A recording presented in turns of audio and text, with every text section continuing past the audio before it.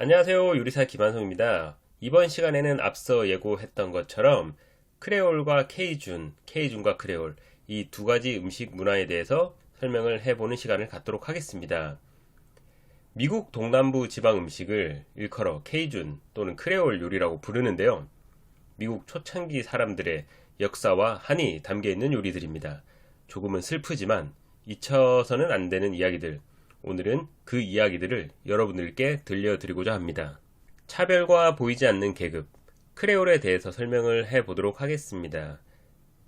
루이지애나 지역은 한때 프랑스의 식민지였고 스페인에 넘겨졌다 다시 프랑스로 넘어갔는데 이후 미국은 1803년 프랑스로부터 5억 3천만 에이커 면적의 루이지애나를 1,500만 달러에 매입하게 됩니다.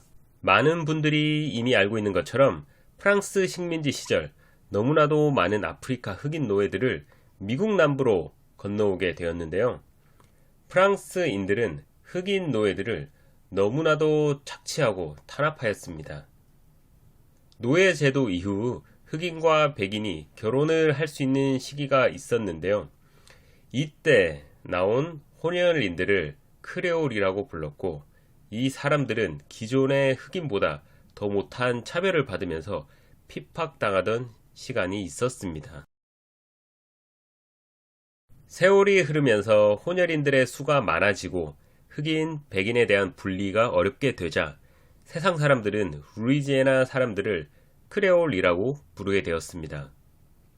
혼혈인들이 겪었던 차별의 역사를 단순히 지역 문화로 생각하게 되어버린 것이죠. 이렇게 흑인 문화와 백인 문화가 섞이면서 생긴 요리를 크레올이라고 부르게 되었습니다. 무더운 루이지애나 지역에서 극한의 신체 노동을 하던 흑인 노예들은 음식으로 스트레스를 풀었는데 그래서인지 대부분의 크레올 요리들은 짜고 매운 특징이 있습니다. 값비싼 재료가 들어가기보다 비교적 구하기 쉬운 저렴한 재료들로 구성이 되어 있으며 버터보다는 돼지기름을 양을 불려야 하기에 쌀을 사용한 것도 특징입니다. 크레올 요리에 쌀을 사용하는 부분은 루이지애나 지역이 쌀의 재배가 활발하기도 하지만 이보다는 루이지애나로 이민 온 베트남 사람들의 영향이 컸다고 합니다. 무더운 루이지애나 지방에서 살기 힘들었던 백인들은 서부나 북부로 떠나게 되었고 더운 날씨를 견딜 수 있는 흑인과 베트남 사람들은 이곳에서 생활을 영위하며 현재는 미국에서 흑인과 동남아 사람들이 인구 밀도가 가장 높은 지역 중 한 곳이 되었습니다. 크레올 음식의 특징을 살펴보도록 하겠습니다. 먼저 다크루. 다크루는 크레올 음식의 핵심입니다. 프랑스와 달리 다크루를 만들 때 돼지기름이나 쓰다 남은 식용유를 사용한 것도 특징입니다.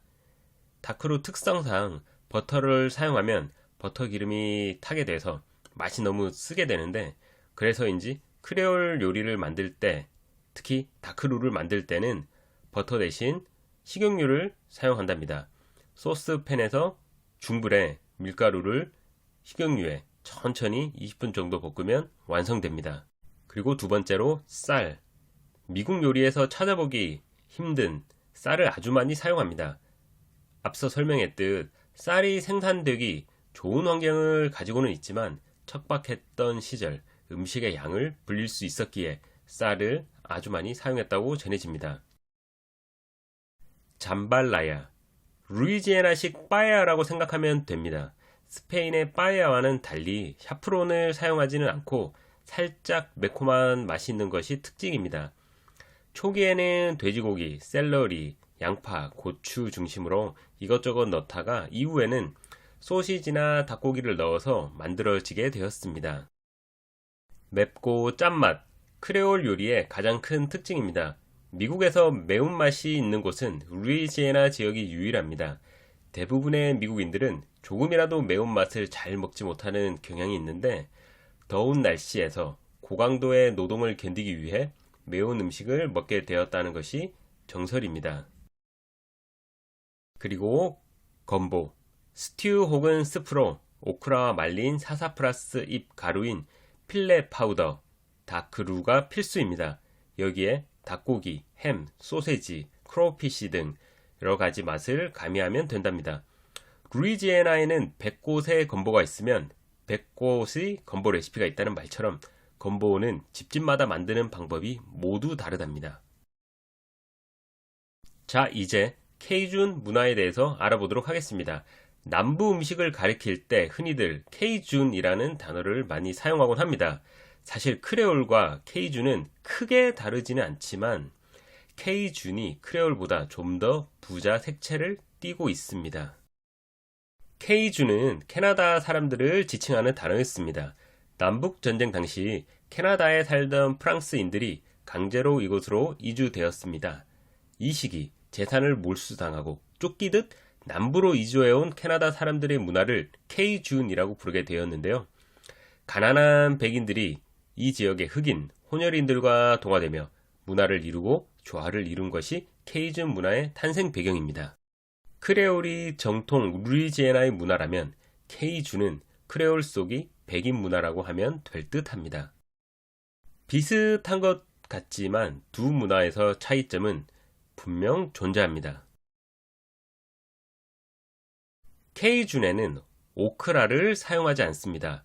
이 오크라는 아프리카에서 자라는 식물로 흑인들이 미국으로 건너오게 되면서 자연스럽게 딸려오게 되었습니다. 오크라는 길쭉하고 가녀린 여성의 손을 닮았다고 하여 레이디스 핑거라고 부르기도 하는데요. 우리나라에서는 별고추라고 부르네요. 아열대, 특히 아프리카 지역에서 잘 자라며 보통 간단히 데쳐서 살짝 양념하여 먹는 편입니다. 우리나라의 고추와 꽈리고추 같이 생긴 이 식물에는 점액질이 있어서 먹을 때마다 끈적끈적한 점액이 튀어나오는 것이 특징이랍니다. 즉, 루이지애나 지역에서 건보를 맛볼 때 오크라가 들어가면 크레올이고 오크라가 들어가지 않으면 케이준 요리가 되는 것입니다. 케이준 요리에는 크레올과 다르게 버터와 향신료를 다양하게 사용하는 것이 특징입니다. 결국 크레올과 케이준을 나누는 건 요리를 만드는 사람에 대한 부분인데요. 흑인풍으로 만들어지면 크레올, 백인풍으로 만들어지면 케이준이 되는 것입니다. 이번 시간에는 조금은 생소하였던 크레올과 케이준 요리에 대하여 알아보았습니다. 앞으로도 흥미롭고 다양한 요리에 대해서 찾아가 보도록 하겠습니다. 이상 요리사 김한송이었습니다. 감사합니다.